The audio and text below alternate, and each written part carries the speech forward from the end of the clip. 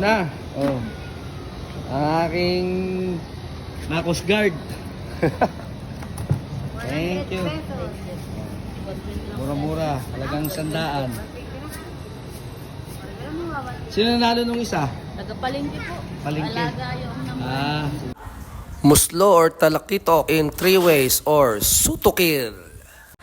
Ay ibig sabihin ang sutukil ay sugba, tuwa, kilaw sa Bisaya. Ganun ang paraan nila ng pagluluto sa isang isda. Ang una nating recipe ay tuwa ala banate. Let's go! Lilinisin muna natin ang ating na-Coast Guard na muslo or talakitok sa palengke. Lilinisin natin yan mga kabanate in 3 ways. Yung ulo at saka laman loob niya, gagawin natin tuwa or version ko na tinolang isda. Yung parting gitna, yun naman ang ating gagawing kinilaw. At yung buntot, ang ating gagawing sugba or inihaw. Are ingredients natin sa tuwa or tinolang isda ni Banate. Let's go! Magigisa lang tayo ng sibuyas, bawang at luya. Yun ang style ko ng pagtitinola or pagluluto. May kanya-kanya tayong style ng pagluluto. Yung iba, diretso na. Papakulo lang ng tubig, ilalagay doon ang sibuyas, bawang at luya. Kaya nasa sa inyo na kung anong style ang gusto nyo pagluluto, mga kabanate. Pag kumulo na, alisin lang natin yung mga bula sa ibabaw. Yun yung mga lansa niya. Tsaka natin titimplahan ng asin, betchin at paminta. Lahokan ng patis at kaunting asin pampalasa. Bago ilahok ang dahon ng sili pag malapit ng maluto. Ayan, luto na ang tuwa. Ang sunod naman ay kilaw na talakitok. Are naman ay ang gitnang parte ng talakitok or muslo. Fifilay lang natin yan at ihiwain ng kwadrado. Uunahin natin siyang i-prepare at ibababad natin sa suka. Nang sa gayon ay maalisan lansa at maluto sa suka. Habang nakababad sa suka ang muslo ay pe-prepare naman natin ang iba pang lahok sa kinilaw.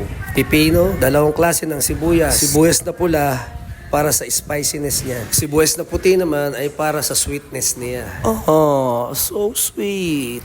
Kamatis, siling pampagana. Luya, kakanggatan ng niyog, pampalinamnam. At onion leeks, pang garnish. Yan, ipe-prepare lang natin ang ating binabad sa suka na muslo. Ipigay lang natin yan at aalisin ang suka na pinagbabadan. Tapos yan, ilalahok na lahat natin ang mga ingredients na ating ginaya. Lagyan ng asin, paminta at betchin. Kalamansi, pampabalansin ng lasa. Patis na pampalinamnam. At saka yung gata, pampadagdag linamnam niya. Tsaka natin lalagyan ng garnish na onion leeks. At ayan, luto na ang ating kinilaw na talakitok ala Banate.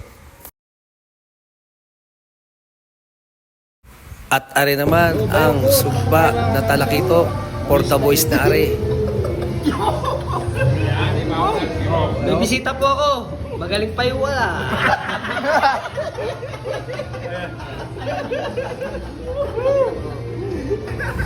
Muli po, ako po ay nagpapasalamat sa inyo sa walang sawang pagsuporta sa aking mga vlog. At sana po ay tuloy-tuloy pa po ang inyong pagsuporta sa akin. Banate, Noel Bernardino. Abangan nyo pa po ang mga susunod ko pang lutong bahay. At ang aking mga reels na talaga namang mapupulutan ninyo ng aral.